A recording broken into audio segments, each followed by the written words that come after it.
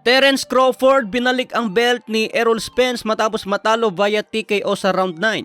Isang beses bumagsak si Spence sa round 2, dalawang beses sa round 7 hanggang inawat ng referee sa round 9. Si Crawford na po ang kauna-unahang boksingero na nakaipon sa 4 na major belt dito sa welterweight division.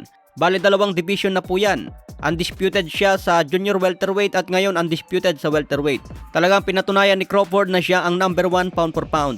Ang kagandahan po sa panalo ni Crawford, lahat ng laban niya sa welterweight natapos sa stoppage. Siya ang unang boksingero na tumalo kay Porter via TKO. Siya rin ang unang tumalo at nagpabagsak kay Errol Spence. Kaya masasabi natin na complete fighter itong si Crawford. May bagong kartada ngayon na 40 wins, 31 KOs, walang talo. 10 laban na lang pwede nang mapantayan si Mayweather. Samantala maraming nagtatanong bakit daw binalik ni Crawford ang belt. Ganyan talaga ang estilo nila mga tol. Ibibigay kay Crawford ang belt habang nasa loob ng ring para kunyaring naagaw ang belt. Pero ibabalik din yan dahil pag-aari na yan ni Spence. Gagawan ngayon ng bagong belt si Crawford. Nakaukit na po dyan ang pangalan niya. Kaya bibigyan si Crawford ng bagong WBC, IBF at WBA. Nakalagay pa yan sa kahon kapag i-deliver na kay Crawford.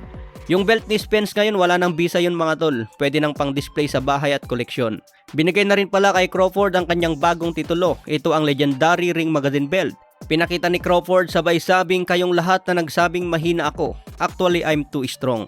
Parang sinupalpal ni Crawford lahat ng nagsabing mahina siya sa welterweight. Sa ibang banda base sa interview ni Spence, wala tayong narinig na excuse mula sa kanya.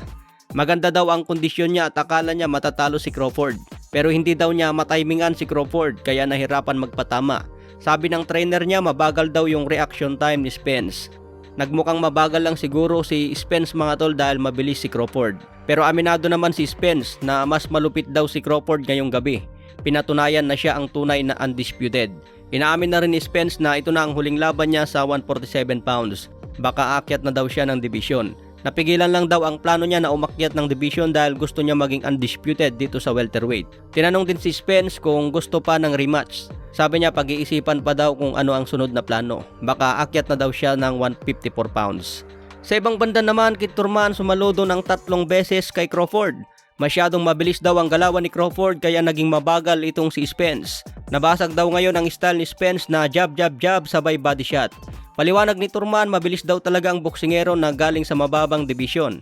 Katulad daw ni pambansang kamao, mabilis ang galawan dahil nasanay ang katawan. Kaya sumaludo si Thurman sa naging performance ni Crawford. Alam na rin ni Thurman mga tol na hindi easy fight si Crawford, talagang may paglalagyan siya dyan. Ang nagustuhan ko kay Crawford mga tol, relax lang siya lumaban, nag-aantay ng tamang tiyempo. Sasamantalahin ang pagkakamaling atake ni Spence sabay counter ng malakas. Kaya solid talaga ang pinakita ni Crawford, mamaw. Si Jaron Ennis mga tol, pwede siguro itapat kay Crawford pero kailangan pa niya magpalakas para may palag din siya kay Crawford. So hanggang dito na lang muna tayo mga tol, maraming salamat po.